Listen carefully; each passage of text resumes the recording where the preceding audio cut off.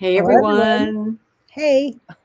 good to be here with you today with our industry update where we're going to talk about Substack. Yeah. So that's what we're going to talk about. We're still learning it. So we're working through how it all works, but we do have some information for you.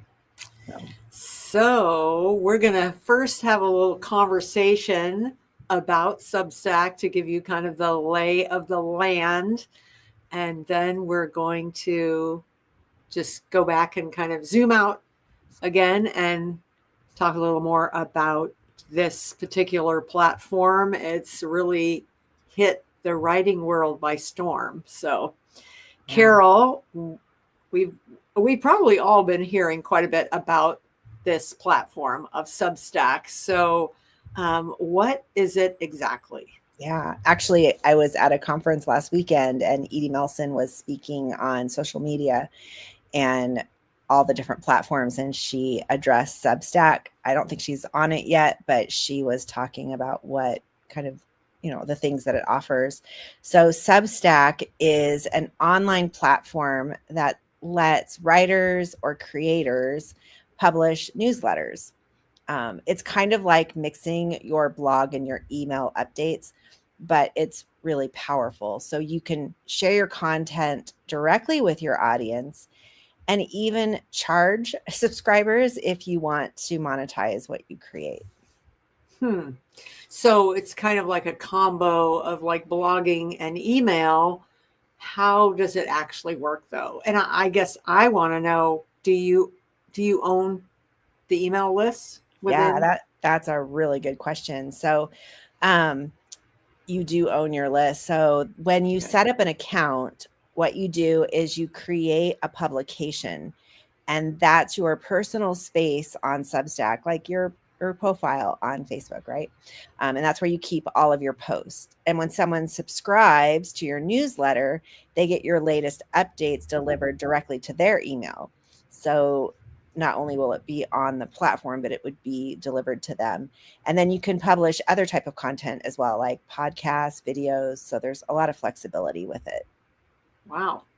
So if Substack is only for like, or is Substack only for professional journalists and writers, or what's, No, it's actually Substack's open to anyone, writers, teachers, podcasts, podcasters, anyone who wants to share their ideas or stories can use it.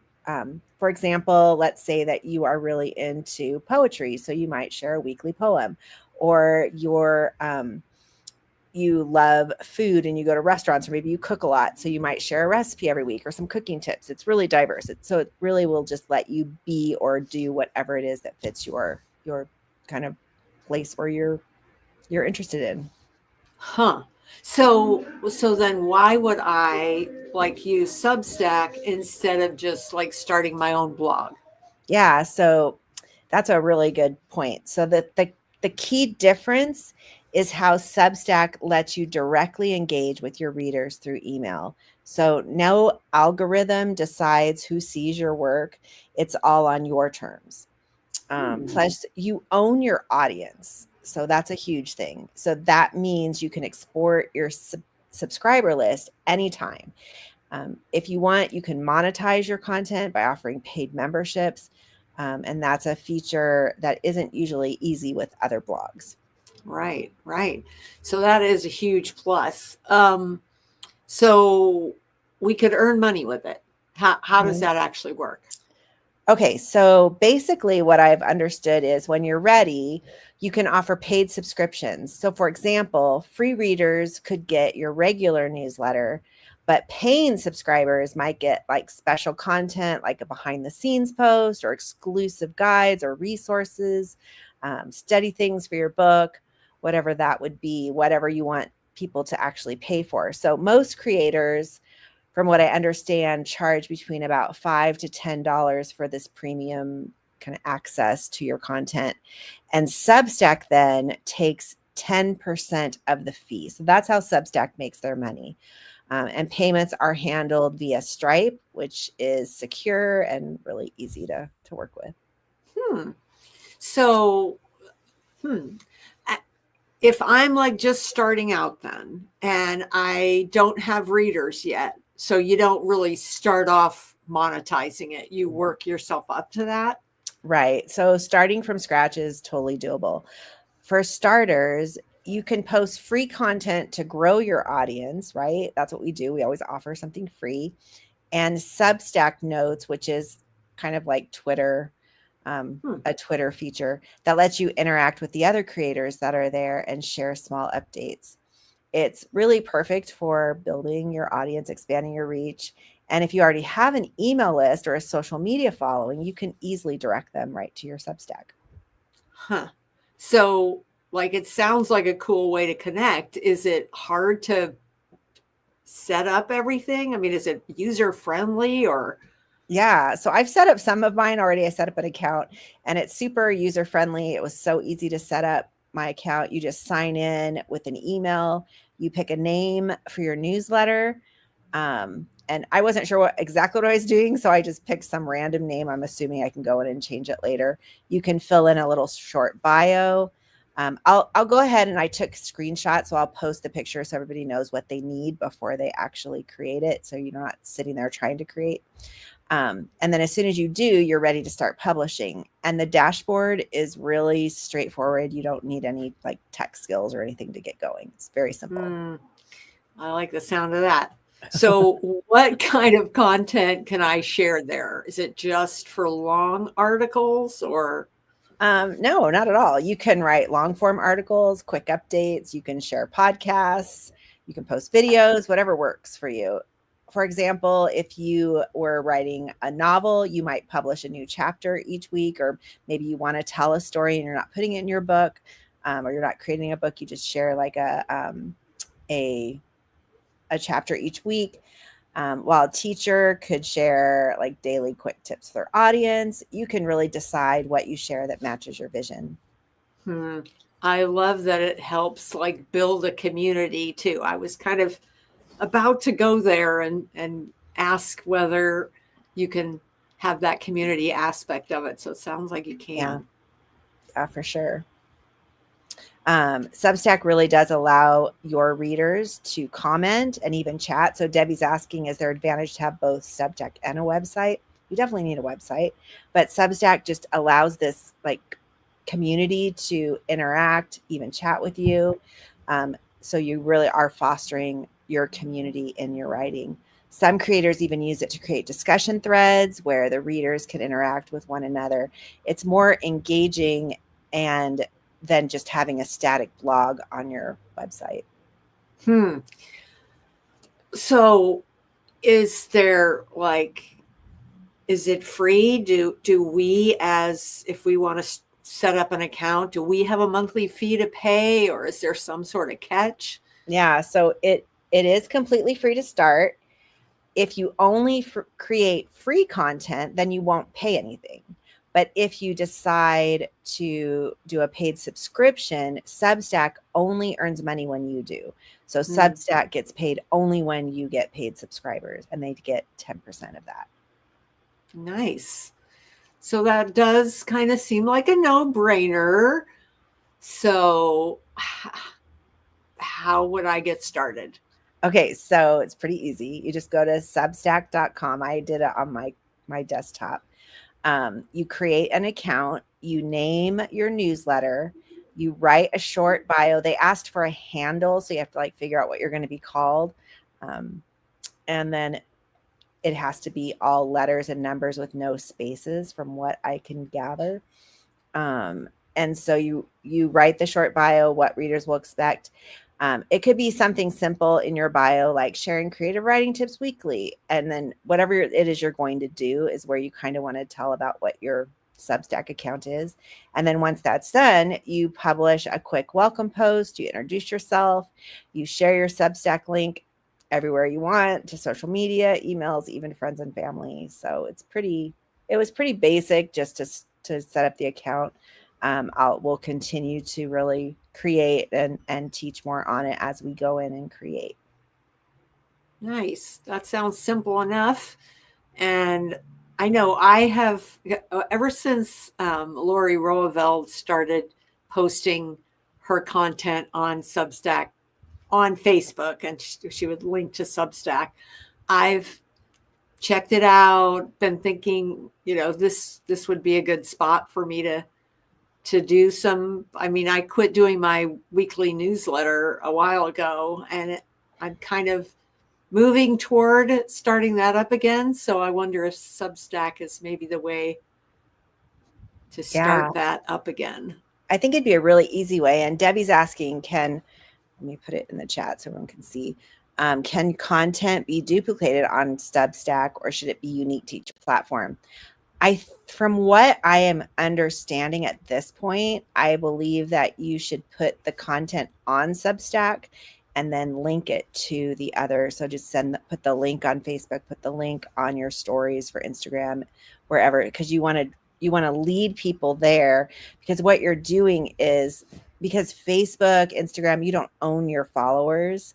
And so if it shuts down, it shuts down. But if you can lead your followers to read your content on Substack, then you have access to their emails and you're able to like really build that audience and know who is interacting. So Okay, so now it's kind of all coming together using then Instagram and Facebook and LinkedIn and all the places you might be. You wouldn't paste that same content on all of those places and paste it on Substack. You would maybe even do a one-liner to get interest and then send them over to Substack, where you're then able to actually have the email addresses and build that. So, okay, so could this be a replacement for like doing the lead magnet and building your email list within your website, or?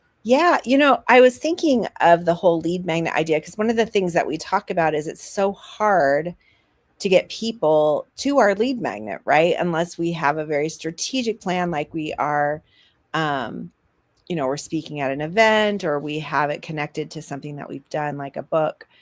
And so I think what this does is, as we get people to interact with our writing, we then can begin to give them more content. But as soon as they subscribe to our Substack, we have their email address. And that's the whole point of a lead magnet. So it really is a way to engage your audience weekly, monthly, whatever. I mean, I would probably do it more than monthly. We'll kind of talk through that as we explore Substack more. What's a really good, what's the frequency that we should post, and what kinds of posts, and we'll kind of explore what that is. Some of the benefits from using Substack are, you do have control over your content. So authors can decide what they want to publish and then whether or not they want to monetize it. It's an algorithm free reach, which means the content is delivered directly to the subscribers without any interference. So we're not having to like go up in the algorithm and try and like have people like our post. Whoever is on our account actually will see it. Nice. It's really easy to set up. It really builds community because of the features like chats and threads. And it's really scalable. So you can start small and then just grow your audience from there over time. That is, the more I see and kind of wrap my head around it, the more I am intrigued, and seems like it would simplify and bring everything together under one, where we have control as opposed to no control. Yeah. I'm going to put a 4-part description in the Facebook group that has like, here's the 4 steps you need to take to set up an account. And we'll just get accounts set up. And as everyone sets up their account, then we can start really learning together and really troubleshooting the platform. And we'll keep doing research and be able to, walk you through those things. But I wanted to share really quickly. I looked up some statistics. I'm like, okay, is this a platform that people are actually using? Is it worth investing in? And there are as of 2025, so as of today, there are over 35 million active subscriptions to Whoa. Substack. So that's pretty big. There are more than 3 million paid subscriptions, and Substack has 20 million monthly active subscribers. 20 So, million. And so if you want to get your content that is in Substack in front of people you don't know that are on there, not just people that you're driving there, but people you don't know that are on there. Didn't you say that we can mhm. look for people that follow other Christian influencers or whatever? How does that Yeah. work? So when you sign up, you actually sign up for categories. So it's going to say, Mm, like, what categories are you interested in? And Substack, unlike Facebook and Instagram, has Christianity as one. There was some other spirituality, like things like that speak to who our audience is and where our people are. I mean, they also have things like sports or politics or right. shopping or design. So they have a lot of, food. So you can kind of place in there what you're interested in. I'm sure it's probably like an Instagram platform where if you watch like reels of cats falling off the counter, eventually like your feed is going to be filled with cats falling off the counter, right? Right. And so I'm sure if you pick some categories and then once you get in there and you start interacting with other categories, because what happens is up at the top of Substack, all the categories are listed across the top. So you can actually go in and just click on sports and you'll see all the sports content. So you subscribe to the things that will be on your feed, but you can always go in and search everything else.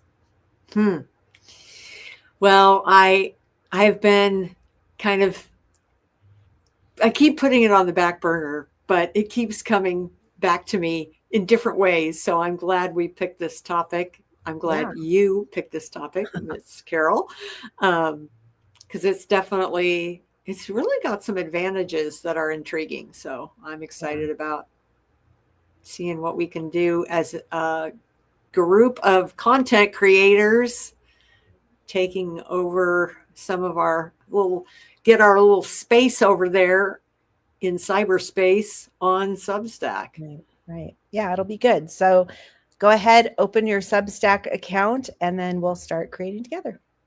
Yay. All right. All right. Well, There you go. anything else we need to do before we wrap this puppy up? I don't think so. I think we'll just continue to have this conversation in the next month or two and see what we can come up with, and we'll learn together. So I love learning together. yeah, Makes it more fun. for sure. All All right, right. everyone. Well, thanks for joining us, Debbie and Colleen and Gail. It was good to see you in the chat at least. Yes. Mwah. Love you all. Bye Bye for now.